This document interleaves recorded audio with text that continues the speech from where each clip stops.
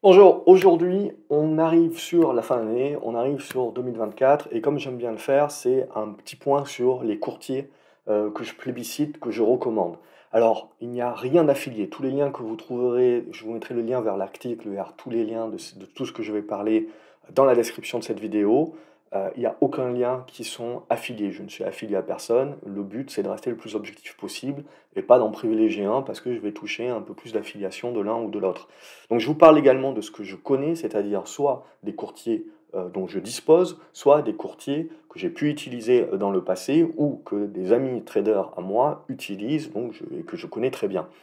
Donc on parle de ce qu'on connaît. Et au-delà de cela, pour moi, c'est toujours, avant de parler, OK, quels sont les meilleurs courtiers, et cetera, où je dois ouvrir mon PEA, où je dois ouvrir mon compte titre, c'est une question, en fait, qui est assez personnelle parce que ça va être fonction, de la taille de votre capital, de quel est votre horizon, de placement et ensuite, voilà, de ce que vous voulez faire. Est-ce que vous voulez ouvrir qu'un PEA? Est-ce que vous voulez ouvrir un compte titre? Déjà, première chose, peu importe le montant que vous voulez placer, ouvrez un PEA. Vous prenez date, vous prenez date justement pour ensuite avoir les 5 années ou les 8 années pour profiter de l'avantage fiscal. N'oubliez jamais que votre compte titre, vous payez certes plus d'impôts in fine à terme que sur votre PEA, mais n'oubliez jamais que vous pouvez par exemple trader sur le PEA et vous pouvez faire du long terme sur votre compte titre.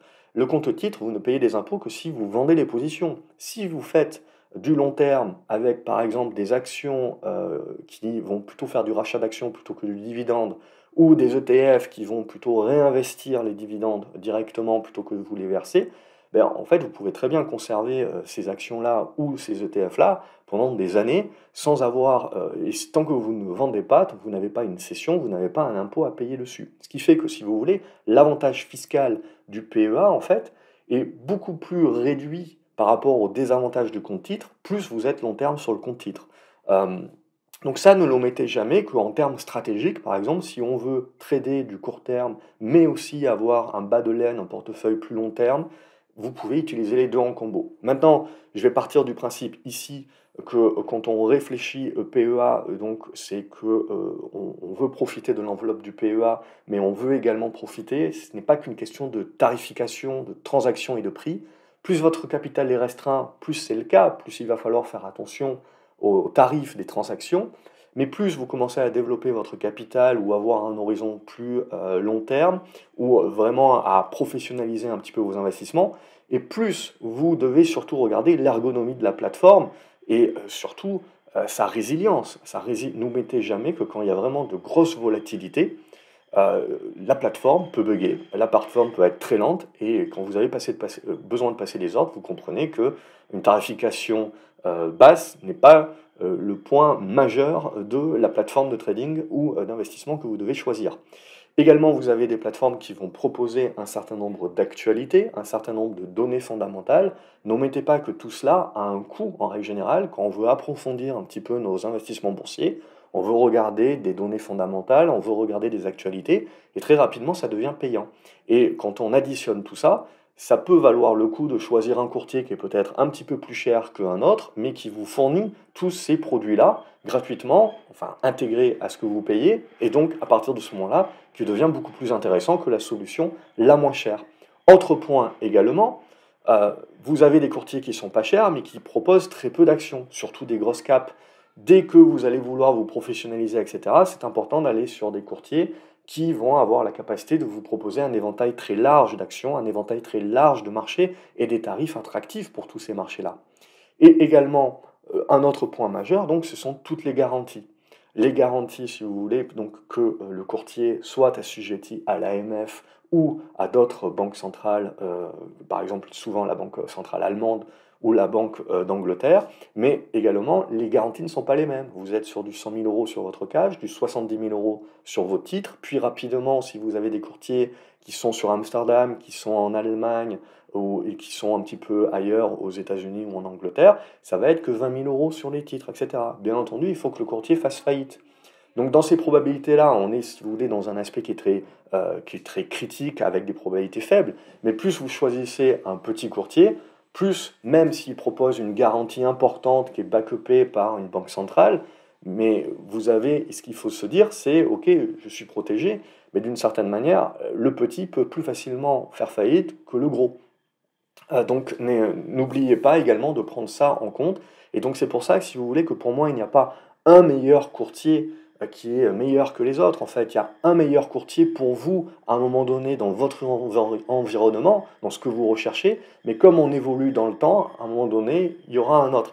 Et je dirais que ce qu'on doit rechercher, in fine, c'est un combo. En gros, un, deux, trois courtiers. Ne pas oublier de diversifier selon votre capital, pas avoir tous vos œufs dans le même panier et essayer de diversifier tout ça. Donc, ce que vous voyez à l'écran, c'est le courtier que je vais recommander. Donc, on va commencer par PEA et après on fera les comptes titres. Pour PEA, pour moi, le courtier que je vais recommander pour des personnes justement qui veulent quelque part voilà, se lancer, mais avec une bonne plateforme, parce qu'il ne faut jamais sous-estimer, si vous voulez, le fait que derrière votre PEA, si vous ne choisissez pas le bon courtier, certes, oui, c'est faciliter le fait de pouvoir le transverser chez un autre courtier, mais ça prend énormément de temps. Ça peut être dangereux, bref, ça peut être des complications, ça peut vous pousser à vendre certaines lignes pour simplifier les choses. Mais donc l'idée première que moi j'ai, c'est essayer de choisir le bon courtier un petit peu pour en gros votre futur vous, et pas ce dont vous avez besoin maintenant à l'instant T, mais ce que vous aurez besoin déjà dans quelques années. Essayez de vous projeter en termes de comment vous allez dimensionner votre portefeuille, si vous allez rajouter au pot, etc. Ou si vous voulez rester tout petit. Donc déjà pour moi, Investor intégral, je vais appuyer bien là-dessus, c'est du crédit agricole, donc vous avez toutes les garanties de la banque du réseau, etc. N'omettez pas également, on verra s'ils vont homogénéiser un petit peu la chose, mais les tarifs peuvent différer selon les caisses régionales. La caisse régionale, pour moi, qui offre les bons tarifs, et qui doit être celle qu'on doit aller chercher, c'est Languedoc-Roussillon. Regardez si dans votre caisse régionale, vous avez les mêmes tarifications que celle qui va être au Languedoc globalement. Donc ce qu'on cherche en gros, c'est des frais de transaction qui sont à 0,10% sur tout Euronext. Par contre, la problématique d'Investor, c'est que dès que vous sortez d'Euronext, c'est tout de suite très cher. Donc vous passez à du 0,30%, 0,40%, et n'oubliez jamais que vous avez un minimum. Et ce minimum, évidemment, si vous investissez des 50 euros ou des 100 euros, rend la plateforme pas du tout intéressante parce que directement, vous serez facturé ce minimum qui représente une part en pourcentage large de frais. Donc ça va tout de suite ne pas être intéressant pour des tout petits portefeuilles ou des toutes petites transactions. Par contre, l'avantage d'un investor, c'est que vous avez le lien avec ProRealTime, qui est un produit d'analyse graphique. Vous avez également énormément d'actualités, énormément de conseils également qui sont normalement payants. Et vous avez aussi beaucoup de données fondamentales, donc avec des ajustements de valeur, etc. Des choses que vous allez retrouver payantes aussi ailleurs. Donc c'est une très bonne plateforme pour moi, qui est très intéressante pour ouvrir le PEA, pour prendre date, même si aujourd'hui vous n'avez pas beaucoup d'encours et que donc trader là-dessus ou investir là-dessus, c'est moins intéressant, on va dire, parce que vous avez un petit portefeuille. Dès que le portefeuille commence à être, je dirais, au-delà des 10 000 euros, et ce qui plus est, si vous êtes sur du long terme, ou donc vous n'avez pas, vous en moquez un petit peu plus des faits de transaction, c'est un compte pour moi qui est à ouvrir. Par contre, dès qu'on va vouloir se diversifier un petit peu plus en dehors d'Euronext, tout de suite la tarification est plus chère et donc rend la plateforme moins intéressante que d'autres. Je vais vous parler maintenant de Saxo Bank. Saxo Bank, c'est une plateforme, c'est un courtier dont je ne parlais pas avant, parce que certes, ils ont une très belle plateforme, ils ont de très bons outils, ils ont les données, etc., les données fondamentales, etc. Vous allez trouver beaucoup de choses aussi qui sont payantes par ailleurs et qui font que la plateforme est très intéressante, mais leurs tarifs étaient beaucoup moins intéressants que d'autres plateformes. Or, là, c'est en train de changer. Dans quelques jours, ils vont baisser leurs tarifs et ils vont être sur du 0,08%. Alors bien sûr, dès que vous sortez un petit peu de France, il faut prendre en compte des taux de change, il faut prendre en compte également des surplus par rapport aux plateformes, mais Saxo est en train de baisser ses tarifs, et en baissant ses tarifs est en train de devenir ultra compétitif, sachant que la plateforme est très robuste. De la même manière, Investor Intégral, la plateforme est très robuste. Donc ça, c'est quelque chose aussi que moi j'apprécie, c'est-à-dire que quand il y a vraiment des effets de panique sur les marchés, on constate que ces plateformes-là tiennent, ne bug pas. Les latences ou les bugs pour maintenance, etc., sont très rares. Donc Saxo Bank également a le PEA. Donc pour moi, c'est vraiment un très bel outil. Voilà, alors on va être un peu plus tranquille, parce que j'ai fini par convaincre mon fils d'arrêter de rouler avec cette charrette qui grince. Donc, Saxo, vraiment, moi, c'est quelque chose, maintenant, ça y est, avec la baisse des tarifs qui devient vraiment très intéressante. C'est robuste, vous avez une belle plateforme, enfin, les applications mobiles sont très bonnes, vous avez ce lien avec Pro Realtime. Investor aussi a ce lien avec Pro Realtime. Bref, là, je recommande aussi. Et le troisième que je vais recommander, donc là, c'est l'aspect Pro Realtime avec donc Saxo, si vous voulez ouvrir le PEA, Interactive Broker, si vous voulez du compte titre. Et le troisième que vous avez, c'est Bourse Direct. Alors, Bourse Direct aussi, vous avez le PEA, mais honnêtement, au niveau de la tarification, au niveau surtout de l'ergonomie de la plateforme, rien ne sert d'aller sur Bourse Direct, je pense. Allez sur Saxo Bank ou Investor Intégral d'abord, et c'est tout. Et également, l'autre choix que vous pouvez faire, c'est d'aller chez Boursobank. La problématique de Boursobank, à moins d'être très long terme, euh, c'est que c'est très cher. Alors, je pense qu'ils vont finir par s'aligner aussi, mais aujourd'hui, d'un point de vue tarification et commission d'ordre, c'est pas intéressant d'ouvrir un PEA sur Boursobank, à moins, comme je vous l'ai dit, de vraiment passer très peu de transactions et surtout de vouloir rechercher, si vous voulez, la solidité de Boursobank, le lien avec la l'ASG et le fait que éventuellement vous êtes déjà surtout client chez Boursobank avec des comptes d'épargne, etc., et que vous voulez tout avoir au même endroit. C'est là où la gestion peut être intéressante. La gestion peut être intéressante aussi si vous ouvrez dans le but de faire du long terme, surtout parce qu'ils ont énormément d'ETF qui sont sans commission, etc., et que vous voulez aller chercher ça. Donc c'est vraiment un côté, on va dire, pratique. Mais je pense que très rapidement, quand votre patrimoine va grossir, c'est intéressant d'aller, pour la bourse en tout cas, à la bourse un peu plus active, d'aller ailleurs que chez Boursobank. Donc pour moi, ça serait vraiment mes deux choix privilégiés pour le PEA, c'est Investor Intégral et Saxo Bank.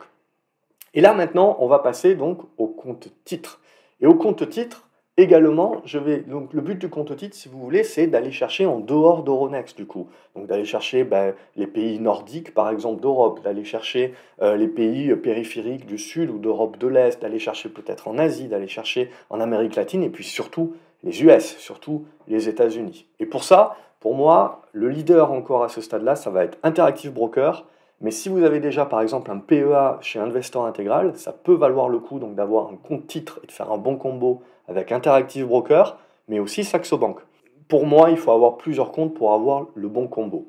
Interactive Broker, c'est la simplicité. La problématique de l'Interactive Broker, et ce qu'il faut bien prendre en considération, c'est que ça va être intéressant pour des gens qui ont des plus gros comptes et qui vont chercher des plus grosses capitalisations, ou en tout cas pas des penny stocks. On n'est pas là pour jouer des petites caps qui cotent moins de 5 dollars, parce que la particularité d'Interactive Broker, c'est que vous devez payer non pas au pourcentage du capital investi, sauf pour les marchés européens, mais pour les marchés américains, vous devez payer en fonction du nombre d'actions que vous achetez.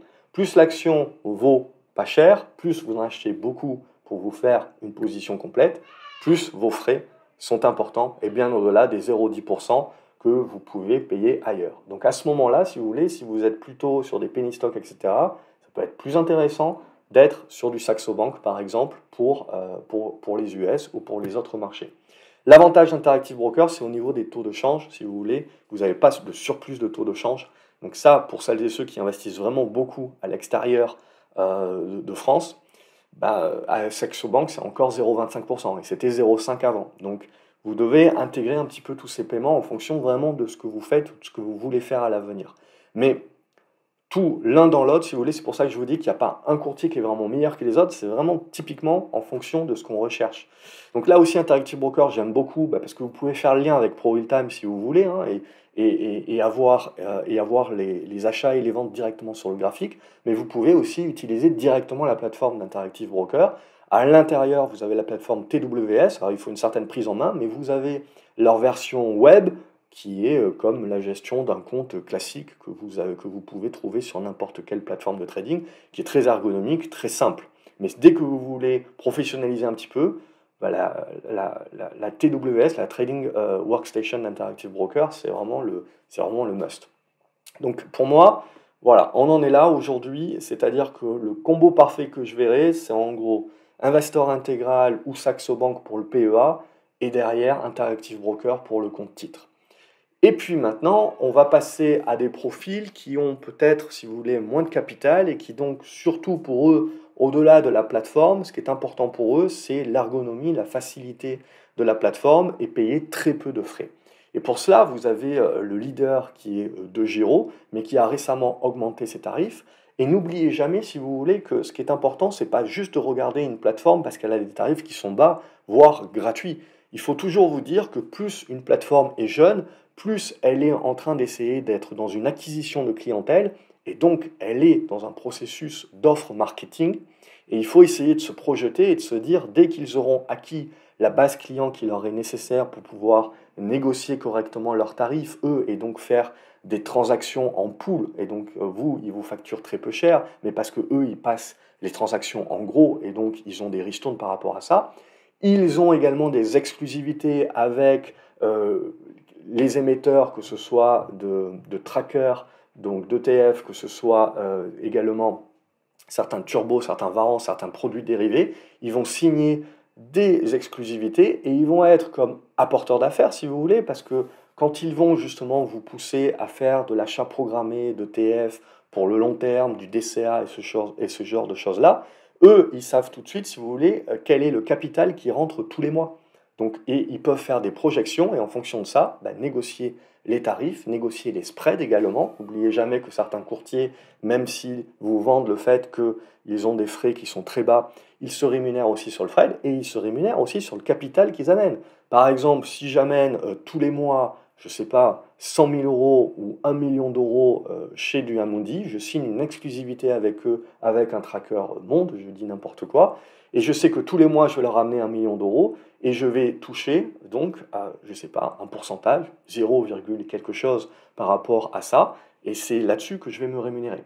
Donc n'oubliez jamais que toutes ces petites plateformes, si vous voulez, elles ont certes des tarifs de transaction qui sont très bas, en règle générale, elles se rémunèrent ailleurs, et si ce n'est pas le cas, c'est parce que c'est très temporaire le temps d'acquérir la clientèle. Donc vous devez vous projeter et vous dire, cette plateforme-là est très peu chère, mais si jamais ils augmentent leurs tarifs, est-ce que j'ai une autre solution ou pas? Bref, est-ce que je fais un certain nombre de choix en me projetant? Donc DeGiro, ça reste une plateforme qui est très peu chère, ça reste une très belle plateforme, vous n'avez pas de PEA, vous n'avez que le compte titre, ça reste une très belle plateforme si vous voulez pour investir sur Euronext et pour investir aux US.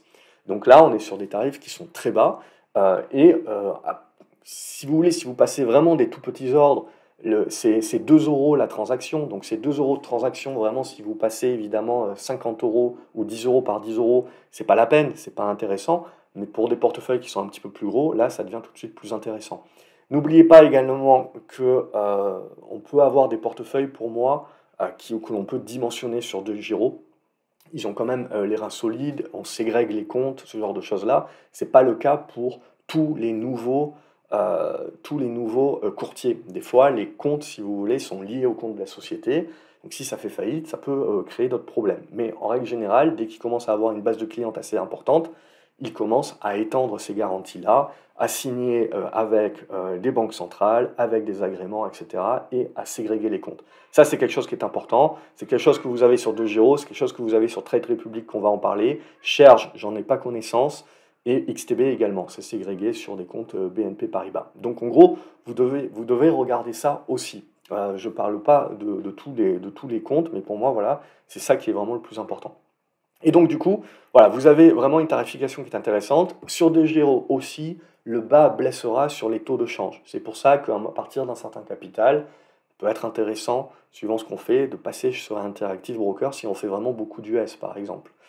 Euh, vous avez ensuite Trade Republic. Trade Republic, je n'ai rien à dire, si vous voulez, sinon le fait qu'ils sont vraiment dans cette physionomie, cette stratégie d'essayer d'accaparer le plus de clients possible. Donc on est vraiment sur 1 euro de frais de transaction. On est sur ces programmes de DCA au niveau des ETF qui sont gratuits.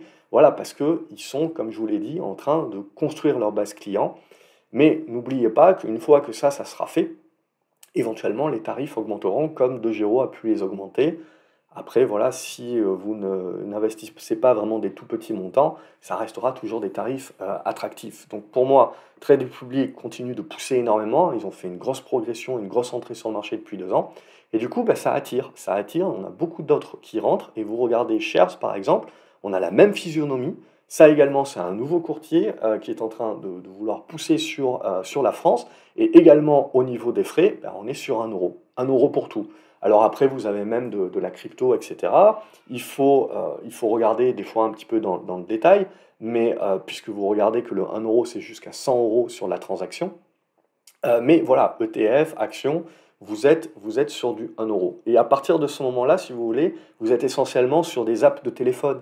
Donc après, tout ce que je vous ai présenté en début de vidéo, ce sont vraiment des courtiers qui sont établis depuis de nombreuses années, qui ont beaucoup d'argent et qui arrivent à investir, si vous voulez, et donc qui vous proposent également tout un tas d'outils. Si vous débutez, vous n'avez pas nécessairement besoin de tous ces outils-là, et vous allez donc aller chercher avant tout des frais de transaction faibles. Mais sachez également que les plateformes, du coup, sont très jeunes dans le sens où c'est sur téléphone, mais dès qu'on va vouloir se professionnaliser un petit peu, on va manquer d'un certain nombre de choses. Donc ce sont des bonnes plateformes alternatives, des bonnes plateformes pour débuter, mais dès qu'on commence à être un peu plus sérieux dans ses investissements ou à avoir beaucoup plus de capital ou avoir besoin donc de plus d'outils, eh ben, il faut migrer vers les premiers courtiers dont je vous ai parlé. Et vous avez un autre courtier dont on parle très peu, c'est XTB, c'est un courtier qui est polonais, là aussi il est assujetti à l'AMF, à un certain nombre de banques centrales et également donc à des garanties interbancaires. Les comptes sont ségrégés. Là aussi, c'est un courtier qui était plus axé sur les CFD avant, mais qui commence à avoir une offre action. Alors, je vous ai parlé en début de vidéo que la problématique en fait de ces petits courtiers qui vous proposent des actions et qui sont peu chères, c'est qu'ils vous proposent peu d'actions. En règle générale, 2000, 3000, mais c'est en expansion. Trade Republic, ils n'en proposaient pas beaucoup au début, maintenant je crois qu'ils sont à 7000 ou 8000 actions. Bref, il y a suffisamment de quoi faire. C'est sûr que vous n'allez pas trouver la petite boîte dans son garage, petite cap, etc., avec un avenir florissant, en mode petite cap, comme sur Interactive Broker, qui va vous proposer l'éventail le plus large de valeurs. Mais pour la majorité, c'est largement suffisant. L'avantage des XTB, c'est que c'est même pas 1 euro la transaction, c'est gratuit, jusqu'à 100 000 euros, je crois. Donc là aussi, on est dans des propositions, si vous voulez, pour accaparer, accaparer une clientèle et faire de la masse, faire du volume pour eux. C'est là-dessus qu'ils vont récupérer des coûts. Donc pour moi, voilà, XTB aussi, c'est une autre solution, mais comme je vous l'ai dit, c'est aussi une alternative. C'est le but un petit peu de tester. N'oubliez pas que vous pouvez tester ces plateformes-là, voir laquelle est la mieux pour vous, la plus intéressante. L'avantage de XTB, c'est qu'ils ont vraiment développé une plateforme Xstation qui est vraiment pas mal, là aussi. Donc beaucoup de gens en disent beaucoup de bien. Et leur offre action continue de s'étoffer et voilà, ils essayent vraiment d'intégrer la France. Donc pour moi, c'est la chose. Et il y a beaucoup de personnes qui me posent des questions sur eToro. Alors eToro, personnellement, je ne connais pas, mais pour moi, il y a beaucoup de frais un petit peu en dessous de la manche. Il y a des problématiques de spread également, n'oubliez jamais. Dès que vous allez toucher au CFD, je ne vous recommande jamais, mais tout ce qui est produit dérivé, en gros, c'est le courtier qui décide du spread. Et le spread, en gros, c'est la différence, le delta entre le premier acheteur et le premier vendeur. Et ça, c'est des frais cachés. C'est des frais en plus quand vous devez payer un écart qui est un petit peu plus grand que la réalité du marché. C'est le courtier, évidemment, qui se chope des frais au passage. Et après, voilà, pour moi, c'est pas robuste. Okay, on n'est pas sur quelque chose de robuste. On est sur quelque chose qui est dans la voilà, c'est pour jouer, c'est peut-être pour une première expérience, c'est pour débuter avec des 50 euros, des 100 euros. Mais voilà, très rapidement, il faudra migrer de ça si on veut vraiment se prendre au sérieux, il faudra migrer de ces plateformes-là.